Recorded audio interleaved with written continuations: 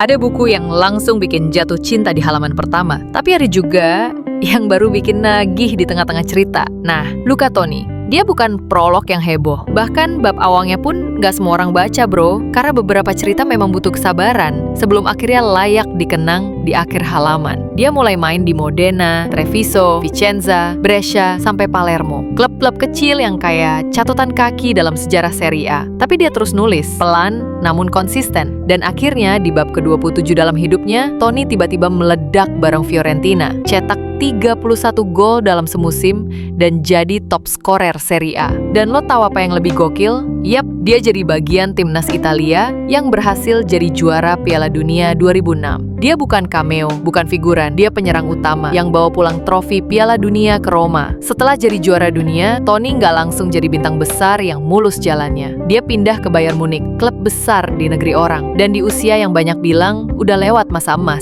Toni malah kayak ombak yang datang terlambat, gak kalah deras dan malah lebih menghempas. Musim debutnya di Bayern Munich, dia cetak 24 gol di Bundesliga dan jadi top skor. Wah, gila. Sekali datang, langsung bikin gebrakan. Tapi cerita belum berhenti. Di bab terakhir tulisannya, saat kebanyakan cerita mulai menurun, Toni justru nulis halaman yang paling terang, bro. Usia 38 tahun bukan akhir buku, tapi bab puncak yang penuh warna. Di Hellas Verona, klub yang sederhana tapi penuh makna. Dia masih jadi penulis gol terhebat, top skor Serie A. Dan ini pembuktian kalau dalam sebuah cerita, bab terakhir bisa jadi yang paling mengesankan. Sampai akhirnya dia pensiun. Bukan karena redup, tapi karena ceritanya udah lengkap. Karena nggak semua cerita harus dimulai dengan gemilang. Kadang yang datang belakangan justru bertahan lebih lama di kepala.